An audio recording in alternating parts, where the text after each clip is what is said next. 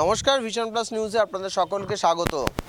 বিধানসভা উপনির্বাচন যতগুলো হচ্ছে ততগুলোর মধ্যেই কিন্তু সমস্যা তৈরি হচ্ছে বিধানসভার অন্তরে।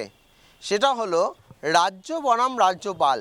রাজ্য বনাম রাজ্যপাল এই হিংসার মধ্যে নতুন করে দানা বাঁধল 13 তারিখ অর্থাৎ 13ই জুলাই যে 4টি বিধানসভা কেন্দ্রের যে রেজাল্ট আউট হলো সেই 4টিতেই কিন্তু জয়যুক্ত হলো তৃণমূল।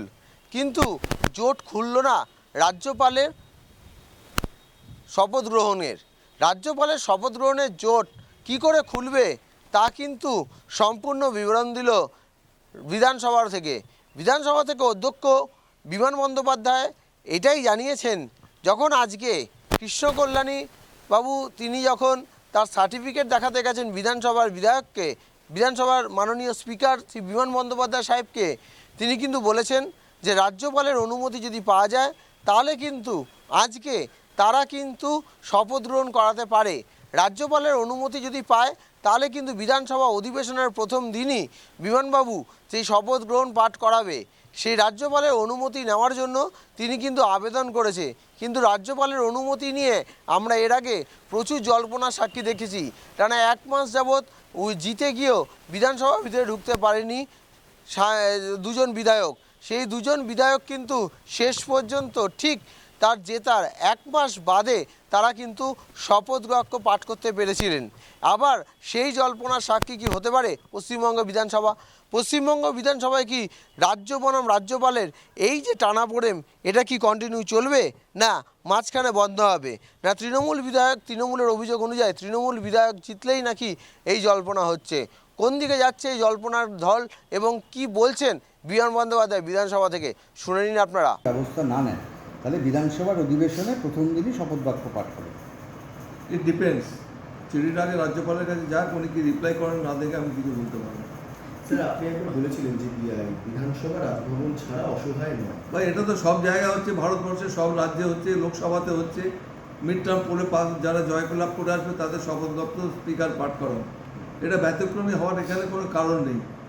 দুর্ভাগ্যজনকভাবে আমাদের আগে রাজ্যপাল অন্যরকম চিন্তাভাবনা করেছিলেন।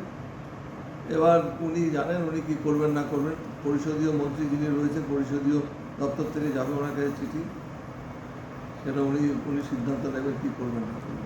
স্যার, গতবারের যা অভিজ্ঞতা এবং তার পরবর্তীকালে যেভাবে আপনারা শপথ বাক্য পাঠের ব্যবস্থা করেছিলেন, ফের আপনারা রাজভবনে চিঠি পাঠাচ্ছেন, মানে এটা আমাদের যেহেতু সাংবিধানিক একটা প্রভিশন রয়েছে সেটা ফলো করেই পাঠানো হবে। এটা এক্সেপশনাল কিছু না।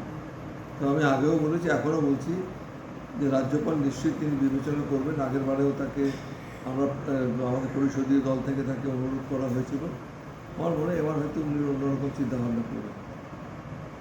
স্যার, আপনার কাছে তো উপনির্বাচনের জয়ী প্রার্থী এসে সার্টিফিকেট দেখালেন, এদের শপথ বাক্য পাঠের কী ব্যবস্থা হবে? শপথ তো হতেই হবে।